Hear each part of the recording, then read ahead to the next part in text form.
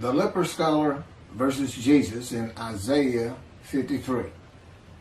The speaker of verses 7 through 10 is Isaiah himself. Verse 7. He was maltreated, yet he was submissive. He did not open his mouth. Like a sheep being led to slaughter, like an ewe, dumb before those who shear her, he did not open his mouth.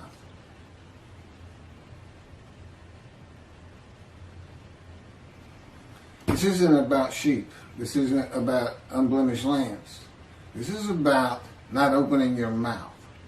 That's just, I don't know, metaphor or symbolic of the sheep being led to slaughter.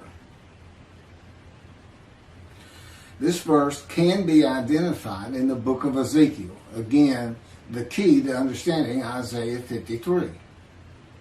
God maltreats him, not man. Maltreatment is a part of being chastised and punished by the words and power of God to be made suitable for his purpose. With God, you are always submissive. It is necessary to break the will of a man that is going to be the servant of God, to temper and calm his soul and emotions. Ezekiel said he went in bitterness and the fury of his spirit in the hand of God. The chastisement, punishment, maltreatment, crushing, and bruising in God's fire of refinement is to remove this bitterness and furious nature of Ezekiel. It is to make a man meek and humble. Moses was called the most humble man on earth at the end of his life. God had him for 40 years. Ezekiel was sent to his house, and God bound him with the cords of his power so that he could not go out among the people. To the people, Ezekiel was silent as a lamb. He was cut off from society, cut off from the land of the living. Not unlike myself. God told me, go to your room. It's where I've lived for just about 13 years now. Well, it has been 13 years. And cut me off from everything. Had me stop practicing law. Had me terminate my law licenses. At my age, and I had been in Hawaii for 2 years before the colon cancer hit me back in 2001. And didn't have a whole lot of friends to stay away from to begin with. And not going to work at my age, those are usually where you have your friends and people you do things with. So that was gone. And my children are all married and they're all living their lives. They really don't know what's going on with me because I hadn't said much. I did right in the beginning, but just big question marks on top of their heads, so to speak. And never really said much about God talking to me. After the initial year, I guess it was, a couple of times. As I said, my daughter's in Galveston, Texas. My son is in New Mexico. And my oldest daughter is in San Antonio. That's the best of my recollection right now. We don't talk very much. They know I'm not happy or don't believe in that. I guess that's what it is, Jesus. And they're here in America. They consider themselves Christians. I wouldn't say they were Bible thumpers by any stretch of the imagination, but just saying such a thing here in America will have you ostracized real quick. And I'm sure it's something that Jews are well familiar with, the Jewish people. And to indicate that I believe Judaism is the religion of the three Abrahamic religions: Judaism, Christianity, Islam. By and large, people don't like to hear it here in America. They just don't. That's just the way things are. And I don't see it changing in a Messianic era. And if you watch this video, you know I'm very adamant about that.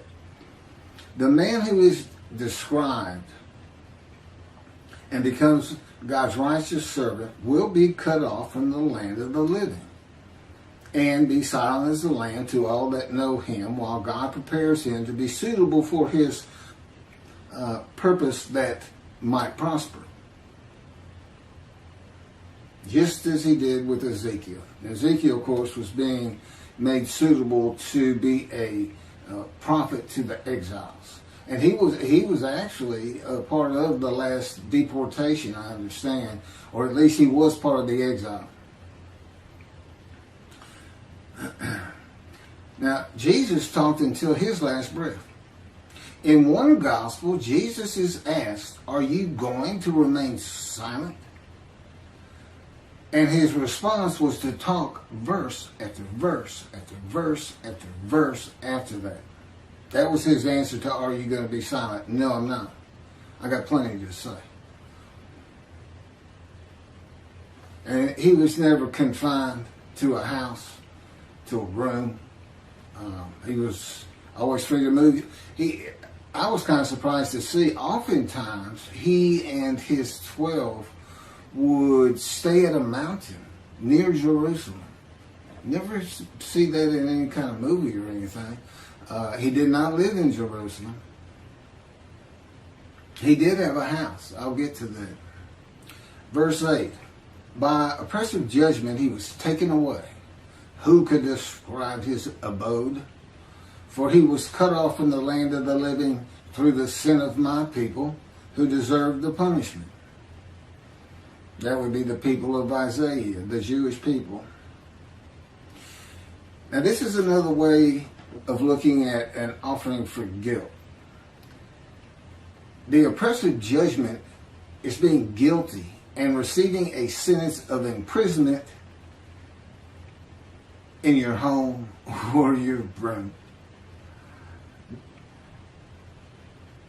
And maltreatment, chastisement, punishment, bruising, and crushing for the sins which causes the guilt of the Jewish people until suitable for God's purpose.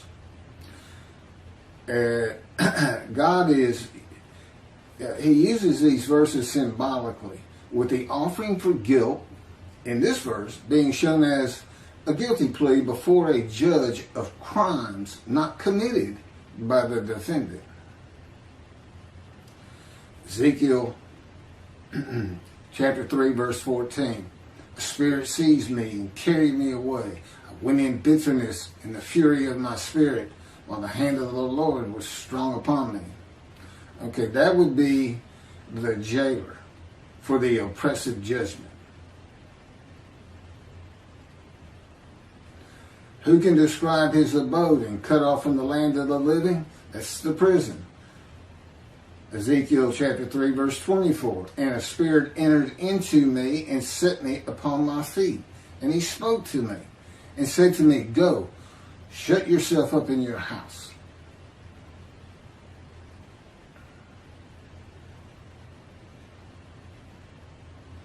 This is one of those situations. God is in his spirit. The Spirit enters into Ezekiel, and in another verse he says, "And I could hear God's words." The question becomes, who is it that says, "He spoke to me"? Well, it's a capital H, so that's God. Spirit entered into me and set me upon my feet, and God spoke to me and said to me, "Go, shut yourself up in your house." The chains that you would have in prison and put on by the jailer, I suppose. As for you, O mortal, cords have been placed upon you, and you have been bound with them, and you shall not go out among them. That's the people. And that's Ezekiel chapter 3, verse 25. The judgment against Jesus by Pilate was not guilty. I find nothing wrong with this man.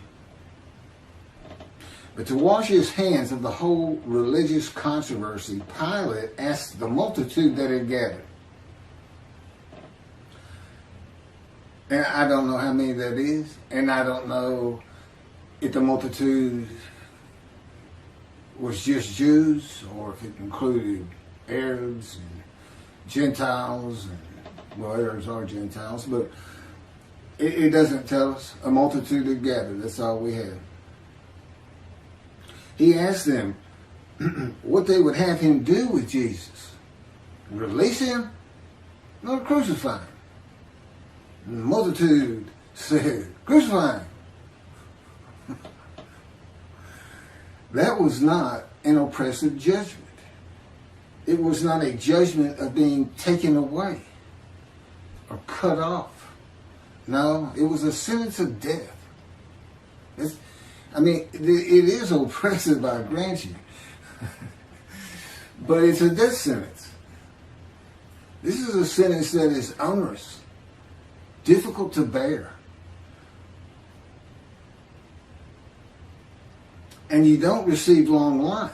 This man, here he has an oppressive judgment against him. And you have all these words like wounded, bruised, crushed, chastised, punished. But he's given long life. So it's not a death sentence.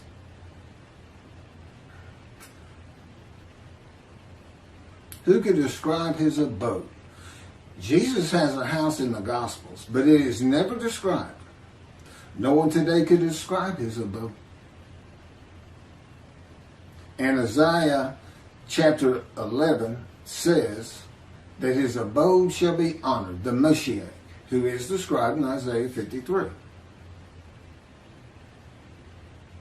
This is the book of Mark, the Gospel of Mark, chapter 2, verse 15, Holy Bible, King James Version, from the internet. And it came to pass that as Jesus sat at meat in his house, many publicans and sinners sat also, together with Jesus and his disciples. For there were many, and they followed him. Doesn't sound like shunned and despised to me. And of course, today nobody can describe that abode. All of Israel will be able to describe the abode of God's righteous servant. That would be me in this day of social media and phones with cameras. And it will be in Israel. It will be in Jerusalem. Now, what does it mean? It is to be honored. I don't know what that means, a fancy home, or just the fact that God's righteous servant lives there. For these past 13 years, I've basically been in a room in a condo with my parents. I pretty much stay in here all the time. I go down to the kitchen once a day, once or twice a day. But before that, when I was in Hawaii, we lived in I call it the little green shack. There wasn't anything to it at all. But the kids they were all over. I took my oldest daughter and my son. Initially, my young daughter at the time came out with us too for about a month. This is post-divorce. And my wife had custody of all of them, but she didn't want the first two. She was getting remarried, and they were a handful, not unlike their father. I've heard that more than once. But they were having a great time. It was good for them. They needed to get away from Houston for a while, and that's why I went. And but that's, after 2 years the cancer hit me. I did pass the Hawaii bar. I got the results in the hospital. But and it was difficult to take. I was in enormous pain, but it had to be done. I had a family to take care of.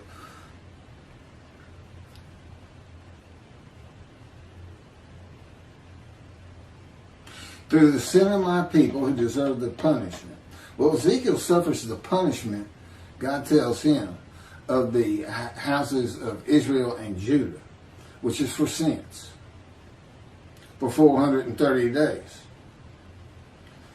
But the houses of Judah and Israel were defeated by the Babylonians and deported. They suffered their punishment in exile. God told them, if y'all don't stop, I'm going to raise up armies against you. You're going to, yeah. And so they suffered their punishment. There's no vicarious suffering in this chapter of Ezekiel, and God makes that clear. Basically, he's saying, you're going to suffer the equivalent of what they should suffer. The exile, 430 days pinned to the ground with your hands tied behind your back in the power of God. I don't know if that's really close, but God thought it was about right. Sounds pretty brutal to me. I myself, because I did something that in retrospect was about, it shows who I was when God first got to me.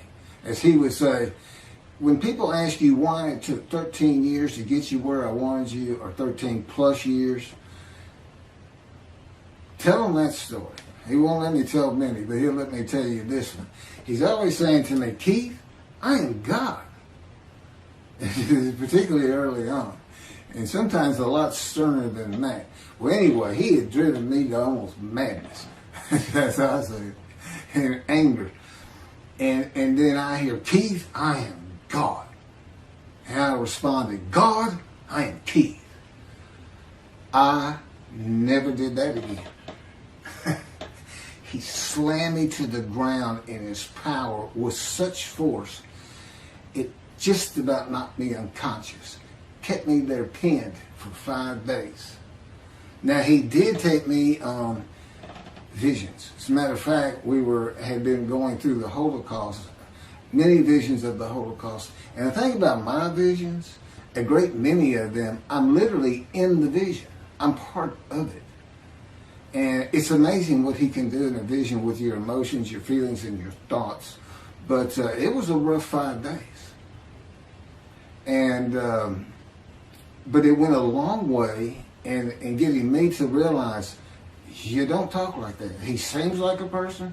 He seems like, your next door neighbor who's invisible that has come over and taken over your house. They're like guests that show up at your door, and they come in and they tie you up in a chair in the back room. We're going to take over now. We got everything. Don't worry about a thing. Everything's going to be great. or the unwanted relatives that show up and you can't get rid of them, and they're driving you crazy sometimes. But that's just the brutality of going through the fire of refinement. But at the end,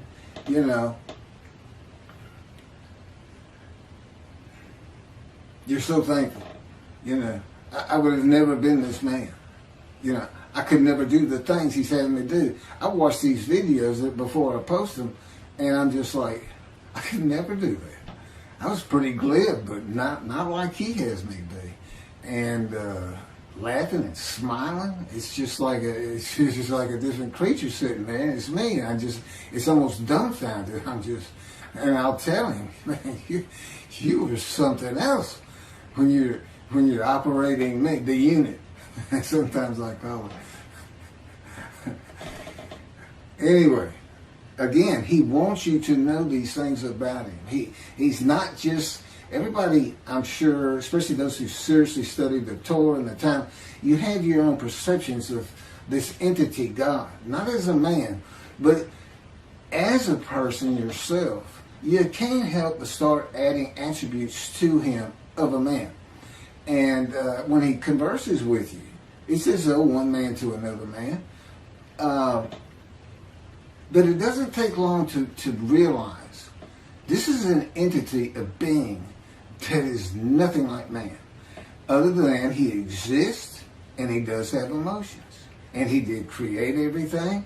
And of course, he relates to me in a way that I can understand. Is that how he is of his own when it's just him and his companion, the spirit?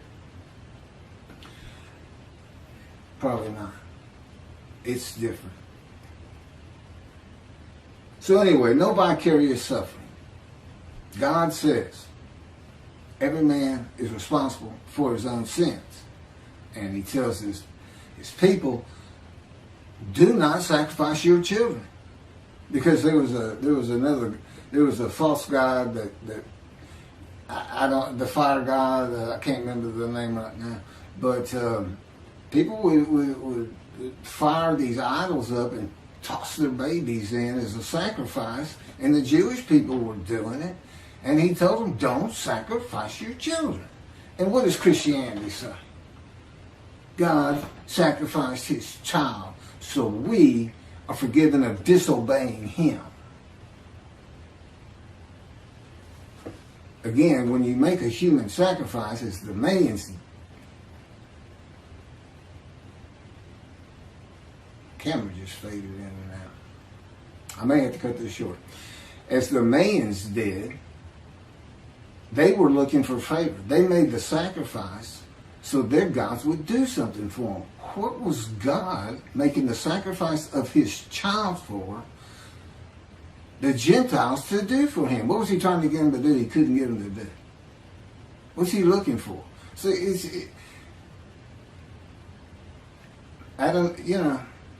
and they say the Hebrew Bible, the Bible he gave his children, is prophetic of this human sacrifice. And again, Jesus says, God no longer wants bulls and goats for sin. As I told you, he did away with the system through his prophets. Isaiah chapter 1, Amos, in the Psalms. He said, no more. No more. Don't offer them to me. Stop sinning or I'm going to punish you. And that's what he did. But he didn't ever leave them. He married them. He espoused them. And he tells them, there's one psalm he says, I don't care if every single one of you turn your back to me. I don't care if every single one of you is sinning and not practicing my laws and commandments. I'm not leaving you. You're mine. But I will punish you. That's God.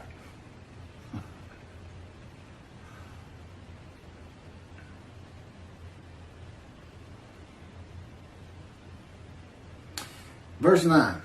And his grave was set among the wicked, and with the rich in his death. Now, Jesus was a poor man. He didn't have anything, although he did have a house. I don't have a house. And or car, or even a bicycle. God didn't have me get rid of my bicycle. I had walked for 13 years, like I'm in the Exodus. You know, they camped out for almost 20 of those 40 years in front of a Don who never would let them pass through. That's what's, I mean, it's as though that's just part of the story that God knew he was going to write, that he was coming from a Don. Because, see, he's with Moses. Moses wasn't allowed to go through. That means God didn't go through. Because Moses was a host of the Lord's host. The Spirit had entered him. God was in the Spirit. So God and the Spirit are in Moses. Doing what they did with me. Controlling everything. You're still yourself. It's not like some possession where, you know, if you watch Supernatural, for instance, these demons will possess somebody and they push that person to the back, almost like they're not part of it anymore. That's not what this is. You know, I'm a host, and they are guests, so to speak, and they're very kind of good guests.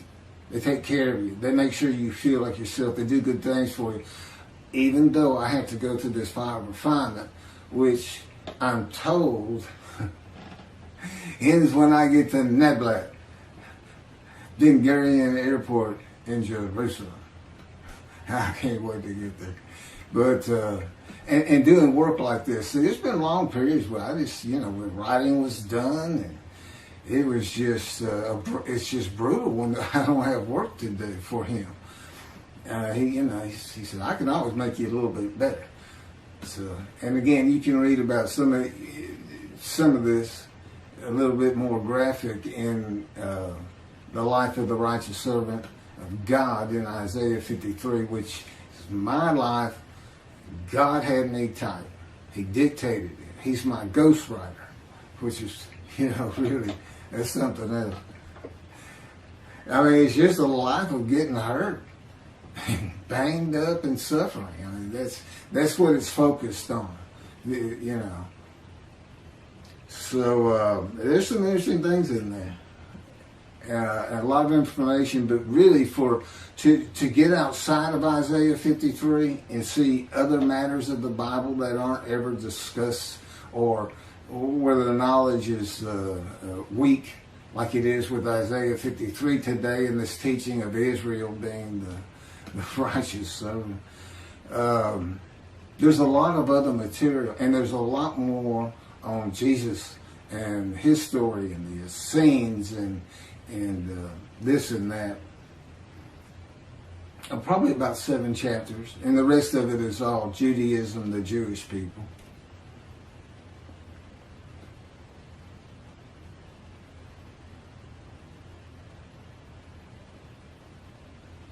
So anyway, this verse, and then Jesus is said to,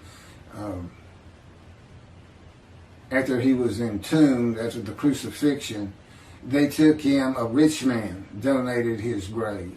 That's the story written around what happened. And so they say he fits this verse. You know, but the fact is, he's still poor. He just got buried.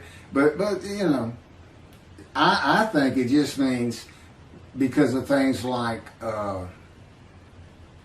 being raised to great heights, a home to be honored, you know, a really nice home, and this man receives as his portion the many, that would be the many he makes righteous, and as his spoil,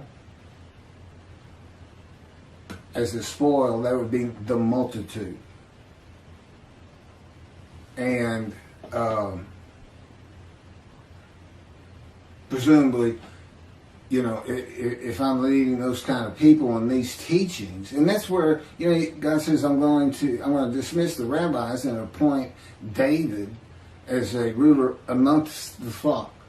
Well, this will be what I do, is the things that he would have me do, of course, as his servant, but also the matters of the book. This teaching of a different end times, the mysteries of heaven. There's nothing I don't know for the most part, or as far as what can be related to other human beings and understandable.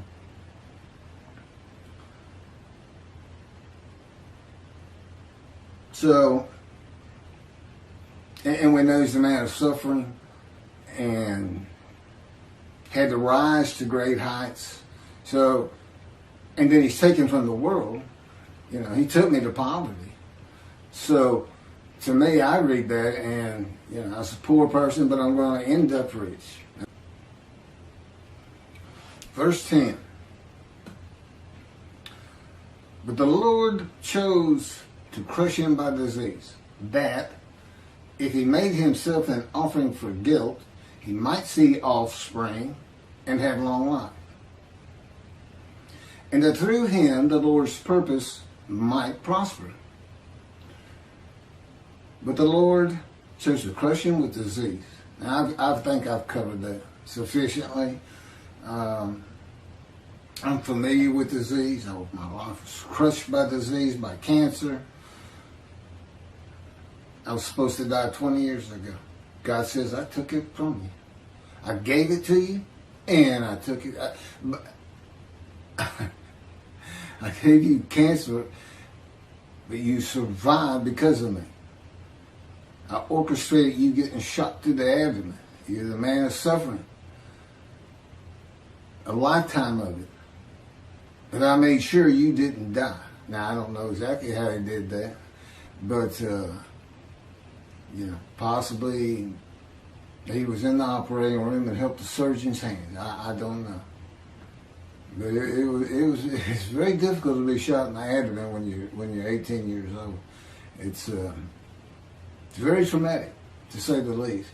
There's little question. I had nightmares just about all my life from seeing things that you just shouldn't see in a household where there's been a number of suicides in the family, and as a young child, and then the trauma of being shot. And that's what I believe was always causing this headache I had. It was from biting down, it was inability to sleep good, nightmares, which is a byproduct of post-traumatic shock disorder. And that's what I thought my problem was. And I was destroying my jaw joint by all the biting down. And as I also just mentioned in the last video, God controls my dreams. So that stopped. But he also was causing that pain. He was causing me to do that because, again, I'm the man of suffering. He came to me in the womb to make sure I fit these verses. And that's the only proof I can offer you that I actually offered myself for guilt to him. Guilt that was just a test, which I'm about to get to one more time. I'll run through it because that's novel, that's new, but it all fits. That's the thing about all these teachings in Isaiah 53 in the day of the Lord and in my book. I mean, once he speaks to me, I mean, the first 6 or 7 chapters are just brief histories of accidents I went through and of my life and just kind of a chronology. I went to school, how that happened, always getting in trouble, leaving home, the works.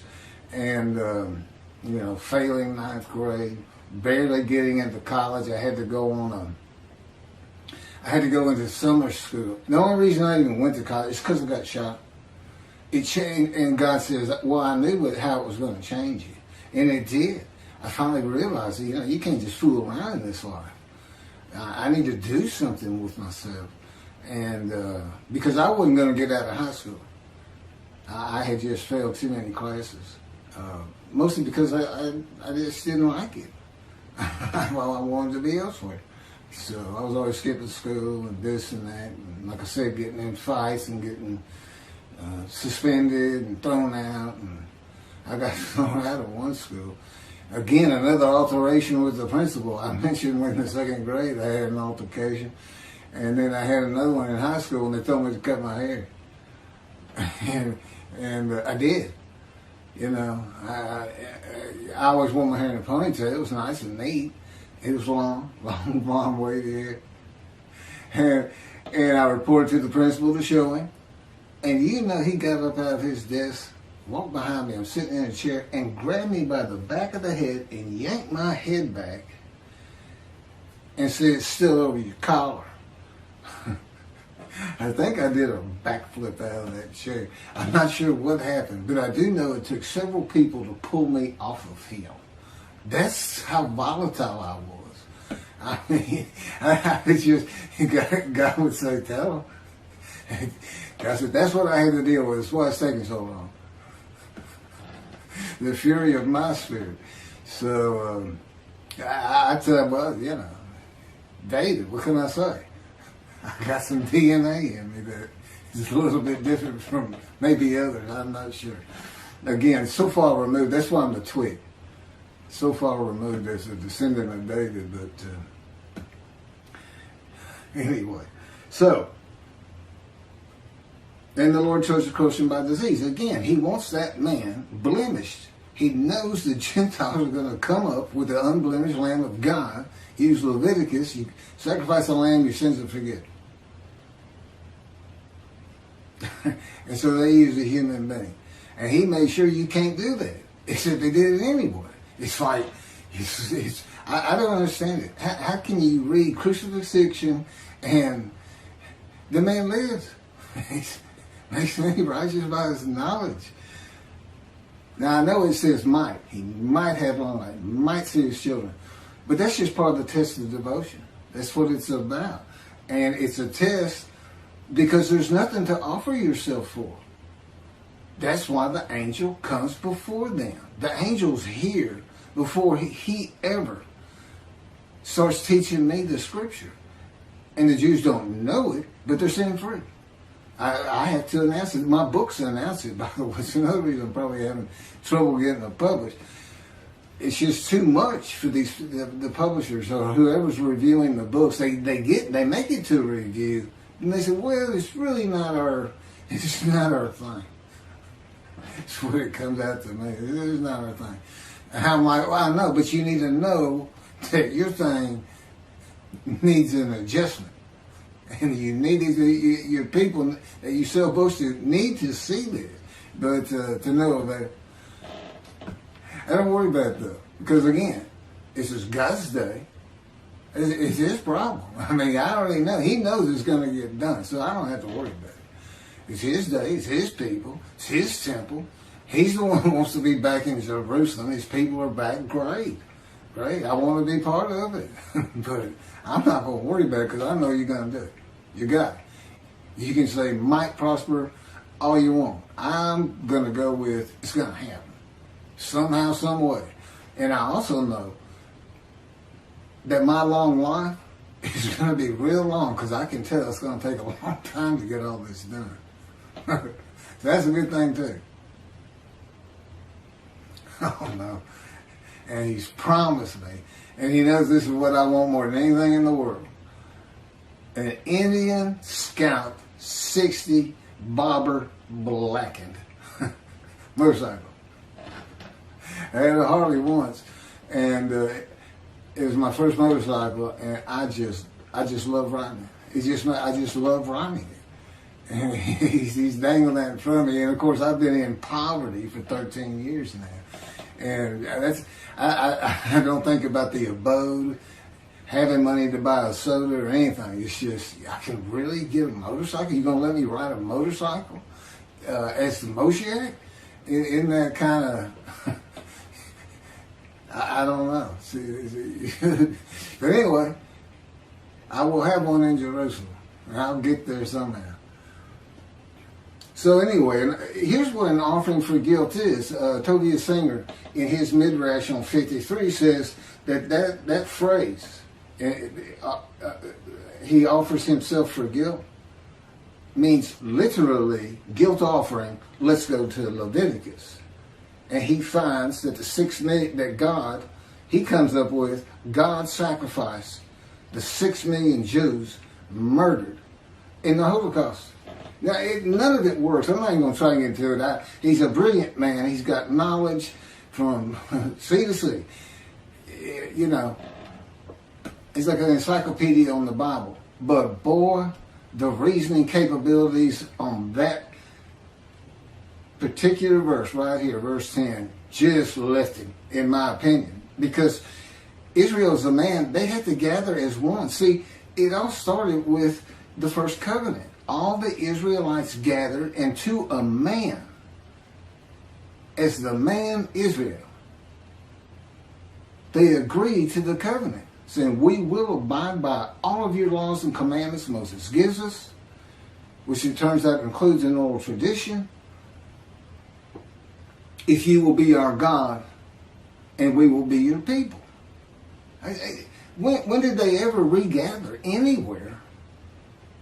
Crushed with disease, or brought to grief with illness in the New Testament,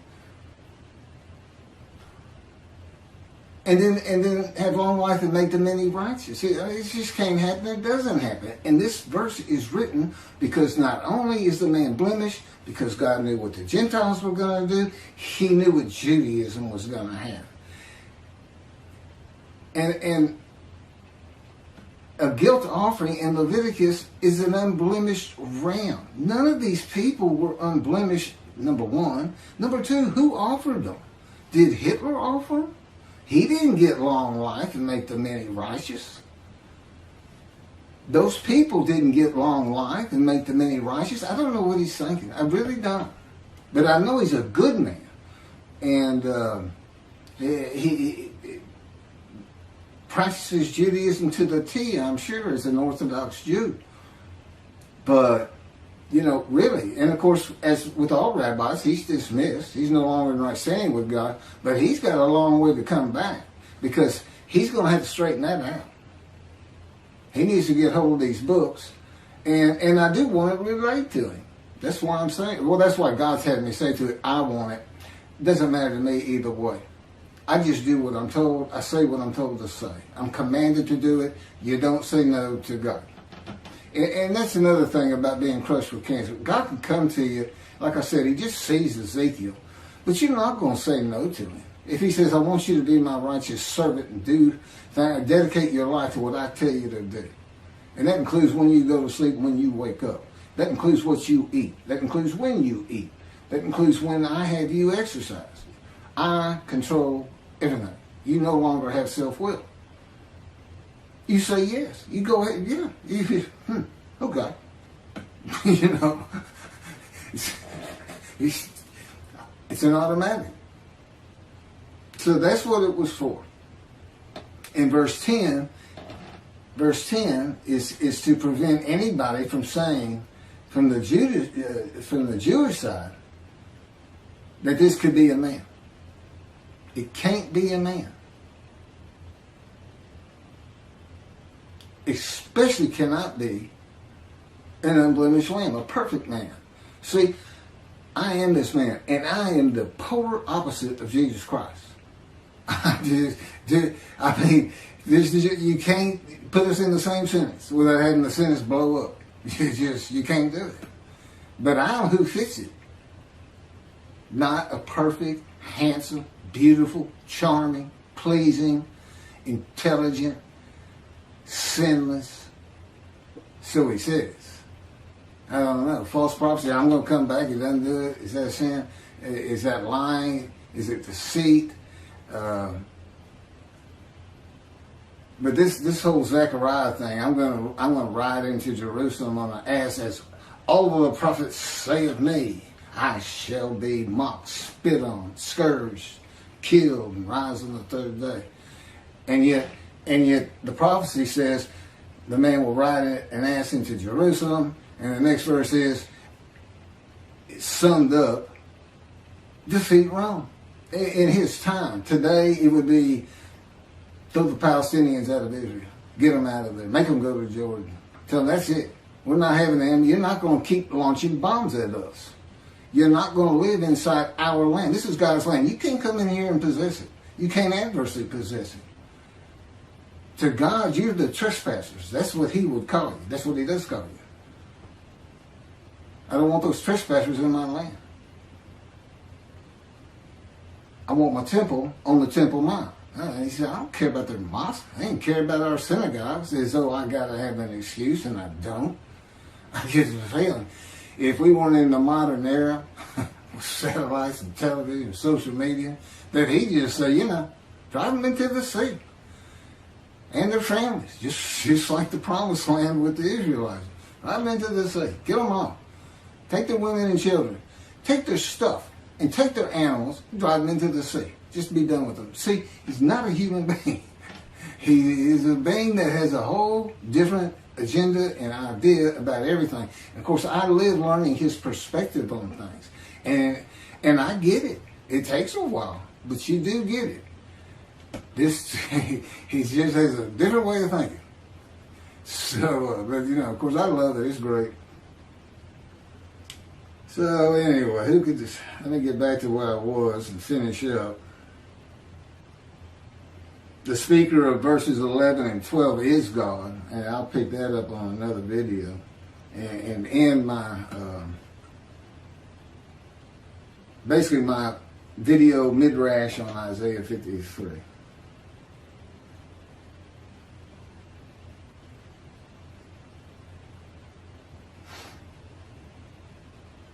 I think I've covered just about everything.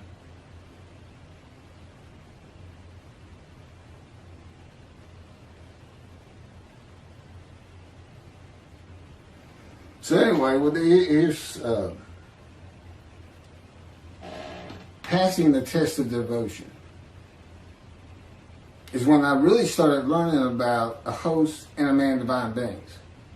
I didn't understand he hadn't even taught it to me. I don't think I really got it until we were actually writing the book, putting chapters together and adding new material. But, it's one God of Israel, one angel of his presence, and one man, Moshiach, the anointed one. In this case, me. At one time, it was, any of the prophets that wrote for him. Moses.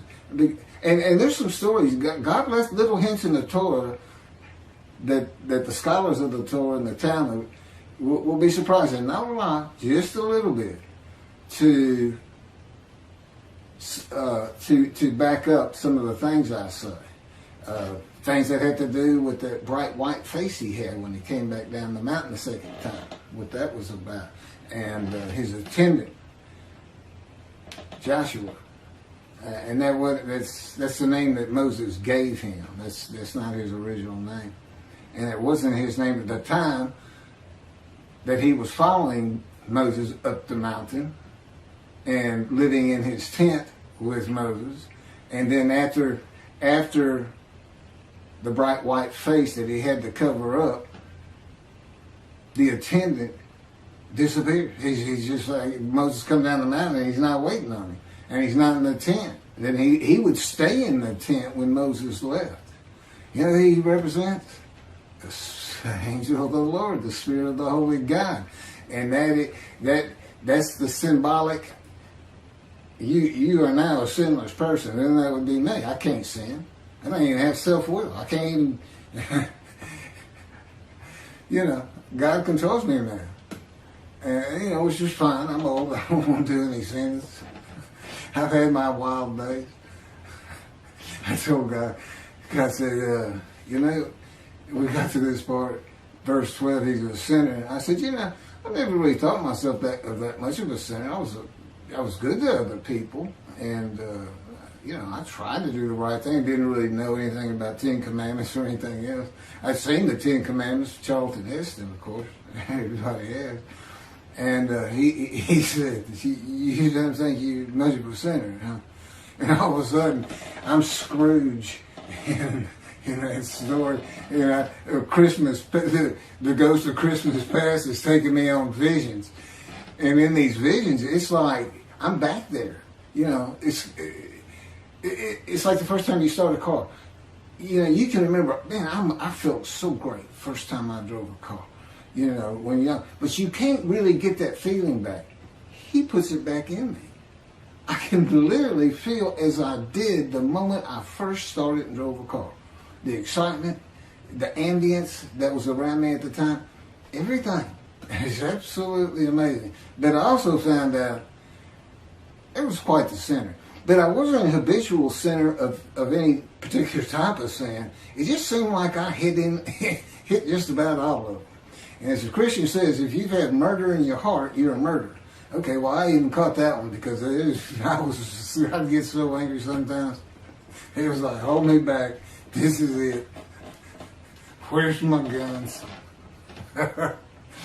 No, I never killed anybody. I don't even hunt. I've never hunted. I can't even kill animals. I don't even like stepping on a bug. And I never have. It's always been me. But again, he's been with me. There's little things about my personality that made me a better person without me knowing it, but without any particular extreme. I don't know who I'd have been if he hadn't come to me in my first year. I don't know. It's something that we've been working on more lately than any other time in the last 13 years. And I tell you, it doesn't really matter to me. To me, I'm just me. My disfigurement, that's just me. It doesn't bother me. It doesn't bother me that you say you did it. And I believe him. I said, you did. I loved running, and it really hindered me in track because you need 2 strong arms for a quick start to drive out of the blocks and everything. And but one thing that never happened, which is surprising, because he said part of the reason I did it is so that people would pick on you and bully you and this and that, because that's what happens to young Jewish people. I wanted you to feel, as best I could, the suffering of the Jewish people in every way imaginable, including the wounding, the crushing, the bruising, the maltreatment. And but the fact is, nobody ever made fun of me about this arm. And it could have been I looked like, because I wouldn't smile, and it's like, I had a friend tell me, it looks like you when you look at people, like you want them to say something bad so you can launch into them. And maybe that's why. But anyway, he's changed. I'm not that person. Not that person. It did take him 13 years, which I think is a little ridiculous. Personally, I always say, look, more power, less suffer. What's wrong with that? He said, Keith, I am God. I decide these things. I decide how long it takes. I know what you need. I know where you have to be. And I say, you're not where I want you. And I just say 13 years. That's all I got to say. All of a sudden, I feel my foot getting crushed with the invisible hand. One of his favorite ways to wake me up sometimes. Two invisible hands just grabbing your feet and you're in deep sleep. And, I come up and I utter his favorite phrase for me. What is wrong with you? It makes him laugh. He said, nothing wrong with me. I'm God. Morning, God. And the day began. It's not always like that. I think I'm done. I mean, I have a lot of things written, but I've covered them through all these videos, one way or another.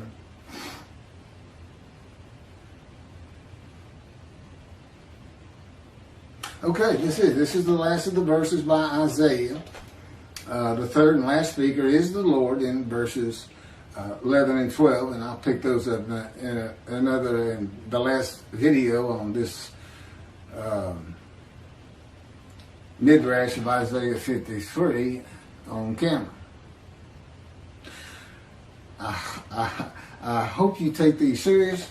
It's a serious business. We're talking about destruction to the land of Israel. That's what I think of. And of course, he puts these thoughts in me and to make me feel like it's actually my responsibility, even though I know better. It's not my responsibility because I don't control anything. But I still feel it. Just like I still feel like me when I know he's having me say words that I wouldn't be saying. It's very complicated. And it does take a long time. And I do it again, even if I didn't have this wonderful task in front of me. I mean, to go to Israel, to know, I'll be able to earn a living again and have things and help people understand his personality and be instrumental in having the temple built someday. Could be 20 years from now. I'm 63. Moses was 80 when God spoke to him. Lived to be 120. I don't want to be 120. Is that story? Or was he really 60 and lived to be 100? You never know with God. He throws a lot of stuff into his stories, but the fact is, though, everything happened on the ground. It's kind of like you see a movie and it says, based on true story. Because God said, it's like the dialogue. He said, if you heard the way they talk to each other sometimes, he said, in the Bible it might say, and Jacob said, yeah, or Saul said, okay. Yeah, well, or Saul said, no. And it may have been a gesture. God said, okay, and Saul said, no. Because if you read the dialogues, they're all the same throughout the book. Yeah, and it's like third grade reader. It's very proper, very clean, very. And God said, these books have to sell. They have to get around.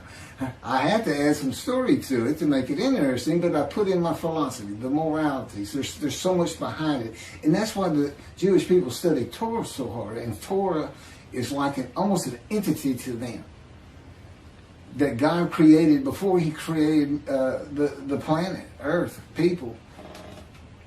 And he did, but what they need to know is, it's not just the Torah he had written. It's the entire Hebrew Bible that he had before creation. The entirety, even the Psalms, he had written. Now he writes them in antiquity, so they read as though they come from antiquity. But, he's talking to Isaiah wrote Isaiah. That's what he told me to think about. He said, sometimes I had to get other people to finish, or do this, or do that. He said, but when you're reading it, understand that while there is a lot of story, I could have made any of it happen. All of them are within my powers, all stories. And I'm not talking about express miracles like in the Exodus, where he flat out says he's done it. But it's like you see Elijah, and he's calling down the fire at the sacrifice of the bulls with everybody in Jerusalem having come outside to watch it all with the bad guys. I can't remember the name right now. And he's not giving it to me. You think if God's control you, you'd be a perfect person. You'd be like a Jesus. No, I'm still Keith. I'm still me. Now, I can't sin, but I can still, I can argue and get angry, and nothing like you would think of Jesus, so to speak. And he's not part of this, There's nothing written about him in his time. And everything was a story back then. It's a great story. And like I said, there's all kinds of variations to it. And the fact is, I don't believe he ever existed. And I have it on good authority, he didn't. I'm the Moshiach, and I bring God's wrath. And I bring his reckoning. We'll finish up with what God has to say on 11 and 12, another video. I can't believe he just had me say that. That's from God himself. The Lord said, and what I just said, yeah, that's how it works. You just do it. Thank you, y'all. Everybody.